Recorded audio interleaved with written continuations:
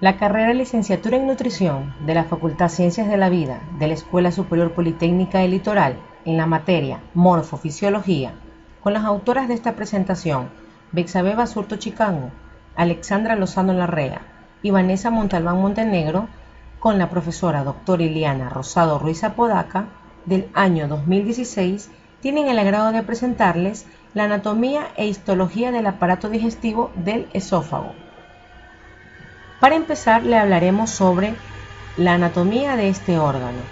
Este órgano es un órgano del aparato digestivo y es un tubo muscular colapsable que va a medir de 25 a 28 centímetros de longitud, lo cual se va a extender desde la faringe hasta el estómago, la primera porción del estómago.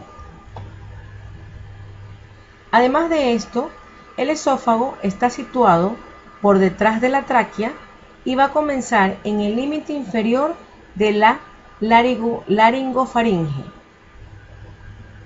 como podemos observar en la lámina.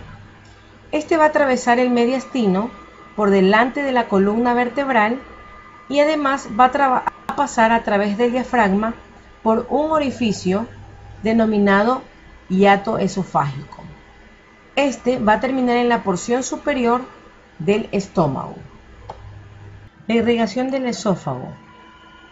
Este se va a originar de las arterias vecinas, ya sea en la región cervical, en la región torácica y en la región abdominal. En la cervical se van a dar por las arterias tiroideas inferiores, ya que estas arterias esofágicas superiores, como podemos ver en el gráfico, son proporcionadas por las arterias tiroideas inferiores, y estas arterias tiroideas inferiores van a ramificar el tronco tirocervical de la arteria subclavia, y esta es la parte cervical o la vascularización cervical del esófago.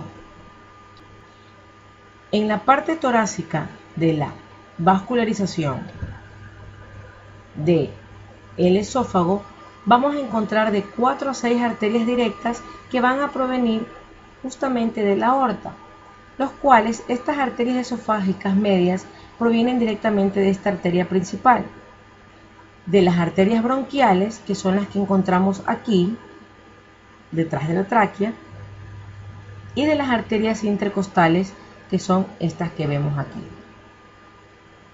De la rama esófago-traqueal de la arteria tiroidea inferior, que son las que realizan o las que vienen desde la parte superior del esófago, ya vienen vascularizándolo, y también de la cara lateral de la tráquea, donde se va a encontrar la arteria tiroidea inferior, que va a descender por la cara lateral de esta tráquea. Además de eso, tenemos que cerca de su cara posterior, esta rama se va a anastomosar en la parte derecha con la arteria bronquial.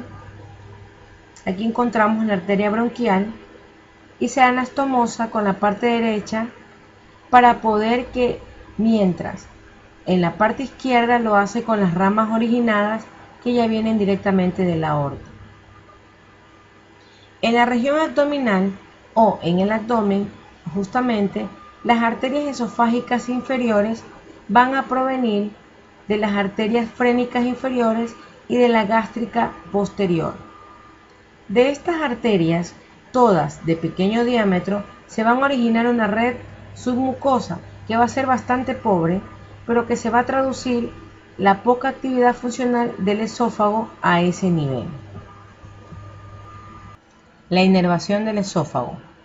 Tenemos que el esófago está inervado por el plexo esofágico, formado por los troncos vagales y los troncos simpáticos torácicos. A través de estos nervios esplánicos mayores y los plexos periarteriales que rodean la arteria gástrica izquierda y la arteria frénica inferior izquierda. Justamente como podemos observar en el gráfico, tenemos que está inervado precisamente por el plexo esofágico, que son todas estas ramificaciones que se pueden ver aquí y que específicamente van a converger o salir de este punto. Y esto está formado por los troncos vagales y los troncos simpáticos. tenemos que el esófago abdominal, que es esta porción que vemos nosotros aquí, se va a ubicar detrás del peritoneo profundo, lo cual va a estar oculto por el lóbulo izquierdo del hígado. Su borde derecho se va a relacionar con el vestíbulo de la transcavidad de los epiplones y va a estar separado por el lóbulo caudado del hígado por la parte más alta de este vestíbulo. Y detrás de este se va a hundir el nervio vago derecho, por delante de la aorta y el pilar derecho del diafragma, debajo del peritoneo en dirección al plexo celíaco.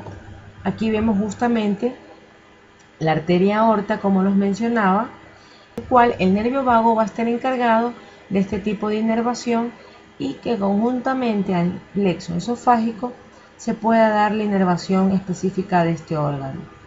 Además también tenemos que el borde izquierdo del esófago va a continuar hacia la vertiente derecha de la curvatura gástrica mayor y este de aquí, con la forma de la incisura del cardias, va a entrar o va a estar abierto hacia arriba. La cara posterior del esófago va a estar desprovista de peritoneo, pues que la hoja que va a tapizar esta cara posterior del estómago se va a reflejar hacia abajo sin exceder al cardias. El nervio vago anterior, que es justamente el que lo vamos a encontrar en la parte anterior del esófago, tenemos que va a tener o va a estar aplicado a la cara anterior del esófago, como les menciono, y las ramas esofágicas de la arteria gástrica izquierda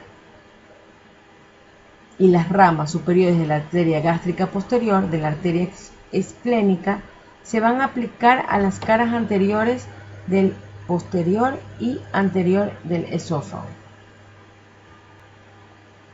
Continuando con esto, tenemos que el esófago consta con dos esfínteres.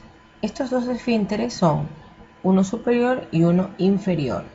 El esfínter esofágico superior lo vamos a tener encontrado o va a estar ubicado al final de la faringe, como observamos aquí en el gráfico. Este es el esfínter esofágico superior, que normalmente cuando no se ingiere alimentos va a permanecer cerrado. Este de aquí, como les menciono, está ubicado al final de la faringe.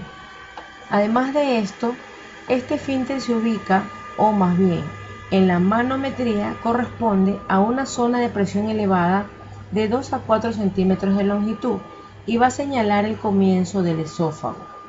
La presión elevada se debe principalmente al efecto del músculo cricofaríngeo, que envuelve la hipofaringe y se va a insertar en ambas apófisis cricoides. Aunque en sentido anatómico no es un verdadero esfínter, el músculo cricofaríngeo se comporta como tal y además de esto, durante su contracción, el músculo va a cerrar la apertura o la abertura esofágica, ejerciendo su efecto hacia adelante contra el plano óseo del cartílago cricoides. Y esto va a explicar de una otra manera la curvatura de presión asimétrica en las determinaciones manométricas. En cuanto al esfínter esofágico inferior, tenemos que por su parte este se relaja totalmente frente a la onda peristáltica primaria, permitiendo la entrada del bolo alimenticio al estómago. Justamente este esfínter esofágico inferior permanece cerrado para que los jugos gástricos que se encuentren dentro del estómago no produzcan laceraciones al esófago. Por eso permanece cerrado y solamente se abre o permite este abrirse para la entrada del bolo alimenticio al estómago. Este se cierra inmediatamente para que luego se vuelva a abrir de nuevo frente a las ondas secundarias, que son ondas secundarias también llamadas de barrido, para que el esófago distal quede deshabilitado. Su hipertonía y su relajación inexistente o incompleta frente a la onda primaria va a generar también una dificultad a la deglución y su hipotonía va a permitir por otra parte el reflujo del contenido gástrico al esófago. En las porciones del esófago tenemos que son tres: el esófago cervical, que va desde la C6 hasta el estrecho superior del tórax, el esófago torácico, que va desde el estrecho superior del tórax hasta el hiato esofágico, y el esófago abdominal, que va desde el hiato esofágico hasta el cardias. En cuanto al esófago cervical, tenemos que está en el extremo inferior de la faringe a nivel de la C6 hasta la apertura superior de la caja torácica. Aquí nos encontramos el extremo inferior de la faringe a nivel de la columna cervical C6 hasta la apertura superior de la caja torácica. Tenemos que en las relaciones anatómicas de la porción cervical encontramos en la cara anterior la tráquea, donde van a estar las fibras de unión esófago-tráquea y se van a desplazar un poco hacia la izquierda los nervios recurrentes laríngeos con el tronco brachiocefálico arterial derecho. En la cara posterior vamos a encontrar el espacio retroesofágico y la columna vertebral. En la cara lateral derecha vamos a ver la cúpula del pulmón, el paquete vasculonervioso del cuello, y en la cara lateral izquierda vamos a encontrar la arteria subclavia izquierda y el paquete vasculonervioso en conjunto al conducto torácico linfático. En cuanto al esófago torácico, tenemos que es una abertura superior de la caja torácica y se va a ubicar en el mediastino posterior. Este de aquí va a estar hasta el hiato esofágico a nivel de la T10, que es la vértebra 10 de la columna vertebral torácica. En las relaciones anatómicas de la porción torácica tenemos que la primera, las retrotraqueales, en su cara anterior, que se va a encontrar la tráquea y los músculos anulares. En la cara derecha, donde va a encontrarse el pulmón, la vena ácigos, la vena cava superior, el nervio recurrente laringio y nervio vago derecho. En la cara izquierda vamos a ver el pulmón, la vena subclavia izquierda, la arteria carótida común izquierda, la yugular interna, la aorta descendente, el callado aórtico, el conducto torácico, el nervio vago y el nervio vago recurrente laríngeo. En las retropericardiales, dentro de esta relación anatómica de la porción torácica, vamos a tener una cara posterior, el espacio retroesofágico, los músculos prevertebrales, los músculos paravertebrales, la columna vertebral y el nervio vago posterior.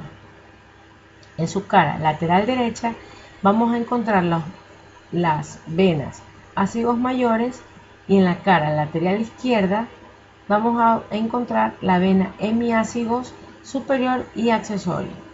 Estas de aquí van a emerger desde el pilar diafragmático derecho, un poco a la izquierda de la línea media y a nivel de la T10, produciendo un surco en la superficie posterior del lóbulo izquierdo, lo cual va a formar un cono truncado de alrededor de 1 centímetro de longitud y se va a describir una curva súbita a la izquierda.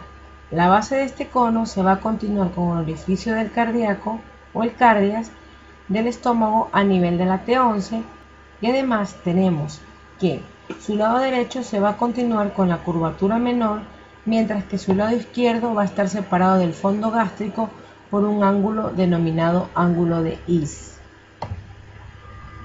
Siguiendo con el esófago, la parte abdominal o la porción abdominal, vamos a tener que se va a encontrar desde el hiato esofágico hasta el cardias. En este de aquí vamos a tener en cambio sus relaciones anatómicas de esta porción abdominal, que va a estar cubierto de peritoneo en su cara anterior, y su lado izquierdo se va a encontrar o va a tener un contenido en la porción superior izquierda del epiplón, y el peritoneo, que se va a reflejar desde su parte posterior hasta el diafragma, va a formar parte del ligamento gastrofrénico, a través del que llegan al esófago las ramas de los vasos gástricos izquierdos.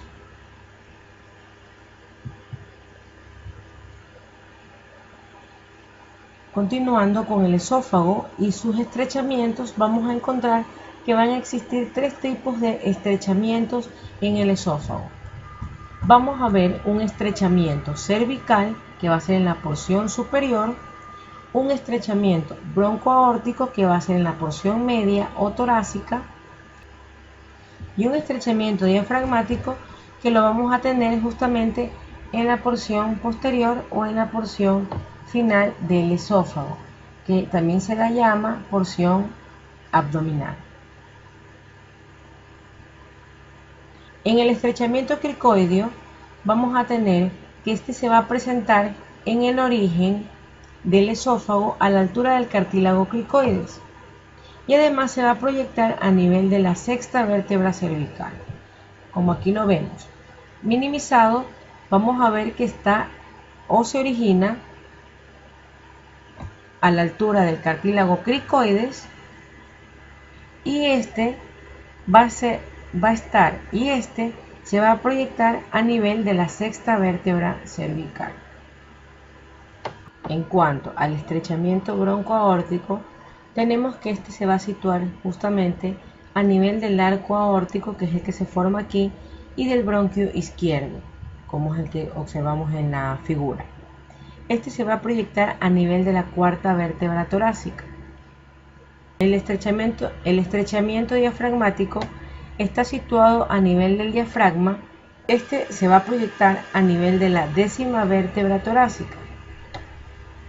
Es precisamente este estrechamiento que se va a encontrar aquí, como se los muestra la figura. Por este va a pasar el hiato esofágico y se exhibe el estrechamiento diafragmático con un diámetro de 15 a 20 milímetros, a diferencia del estrechamiento torácico, que este se va a ver provocado justamente por el cruce de la aorta y por el cruce del bronquio principal izquierdo, y va a medir entre 15 y 17 milímetros. Y el estrechamiento cricoideo, que es una angostura más pequeña que las anteriores o que las demás, que va a constar justamente o va a medir de 12 a 15 milímetros de diámetro. Y este justamente se da por el músculo cricofaríngeo. En cuanto a la histología del esófago, vamos a tener que el esófago atraviesa la base del cuello y el mediastino, sitios en los que está fijado a las estructuras contiguas por tejido conjuntivo. Este, cuando se introduce en la cavidad abdominal, queda libre por una distancia corta, alrededor de 1 a 2 centímetros, y esta longitud total del esófago, que ya lo mencionamos anteriormente, que es de 25 centímetros a 28, un corte transversal. La luz en su estado normal colapsado tiene un aspecto ramificado a causa de los pliegues longitudinales de la mucosa, y cuando el bolo alimenticio atraviesa el esófago, la luz se va a expandir sin producir lesión de la mucosa.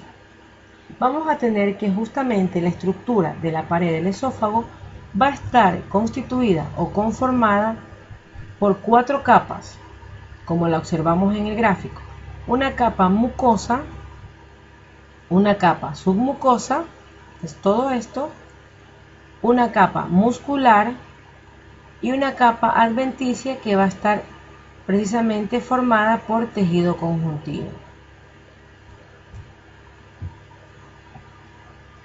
En cuanto a la mucosa o a la túnica mucosa de este tipo de órgano, vamos a tener que, si lo vemos en un corte histológico, con qué precisamente o con qué células se van a representar. En la parte periférica de esta mucosa, sin embargo, en muchos animales, el epitelio de este órgano está queratinizado, lo cual se va a reflejar por la dieta consistente en alimentos toscos o mucho más duros que los que habitualmente consume el ser humano.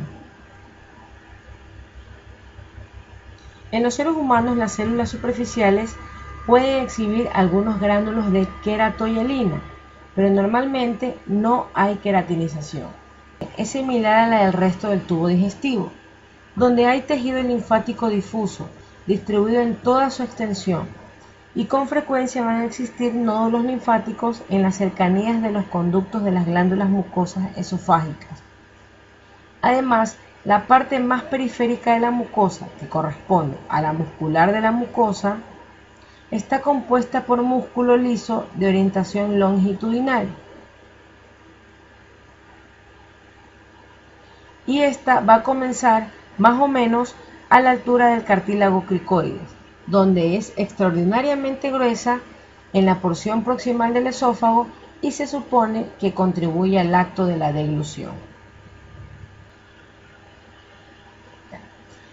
Esta submucosa, que consiste justamente en tejido conjuntivo denso que no es modelado y que contiene tanto vasos linfáticos como vasos sanguíneos de mayor calibre y fibras nerviosas con células ganglionares, las cuales van a formar un plexo submucoso llamado plexo de Meissner, donde aquí también hay glándulas que se van a estar en conjunto al tejido linfático difuso, los nódulos linfáticos que van a estar presentes y sobre todo en las porciones superior e inferior del esófago, donde las glándulas submucosas son más predominantes. En cuanto a la capa muscular del esófago, esta de aquí se va a dividir en dos estratos musculares. Una capa circular interna y una capa longitudinal externa, como lo podemos observar aquí. La capa muscular externa es diferente al resto del tubo digestivo, porque justamente su tercio superior es de músculo estriado y es una continuación del músculo de la faringe.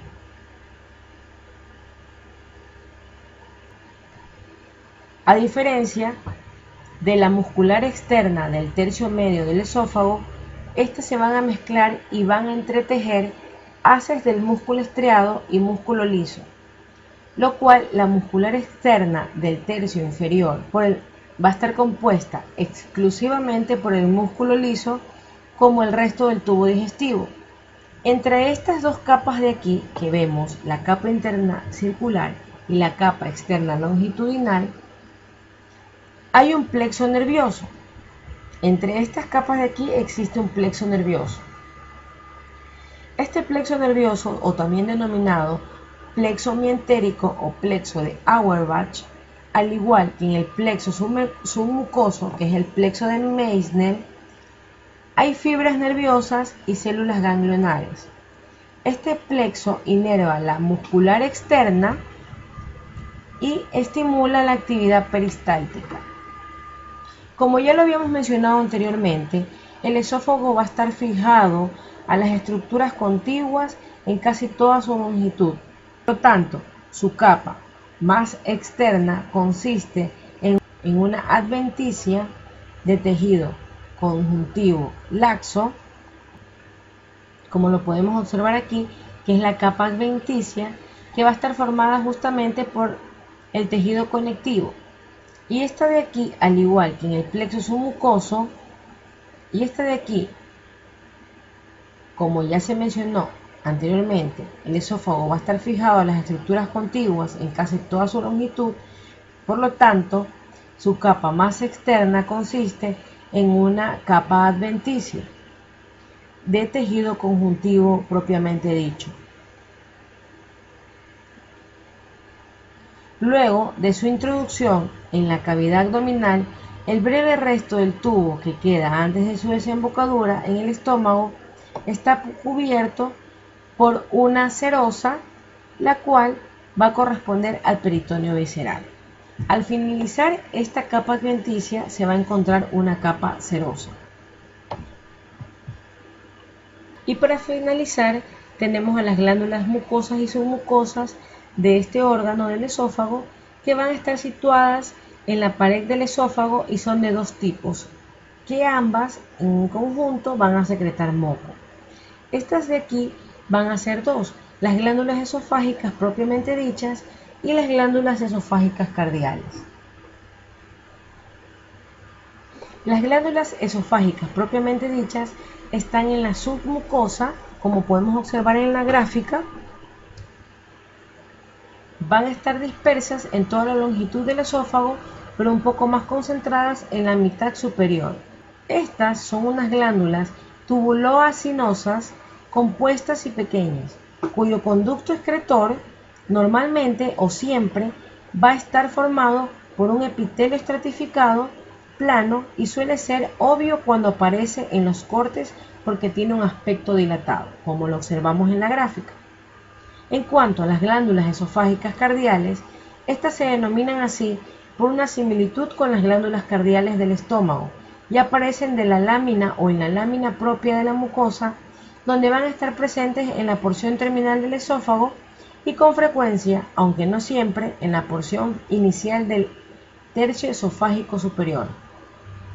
También tenemos, ya para finalizar, que dentro de estas glándulas mucosas y submucosas, el moco que se va a producir por las glándulas esofágicas propiamente dichas es apenas ácido y tiene la función de lubricar la superficie luminar, dado que la secreción es bastante viscosa y en los conductos excretores se producen quistes temporales. Estas glándulas esofágicas cardiales producen un moco neutro. Las que están cerca del estómago van a proteger al esófago del reflujo del contenido gástrico y, sin embargo, en ciertas condiciones su eficacia no es completa y el reflujo excesivo va a producir una pirosis. Esta pirosis justamente es la sensación de ardor en el estómago que va a ascender por el esófago y va a percibirse en la profundidad del tórax. Agradezco mucho por la atención prestada a esta presentación y en cuanto a la bibliografía, bueno, vamos a tener los autores de los libros que hemos consultado y dónde los podemos encontrar.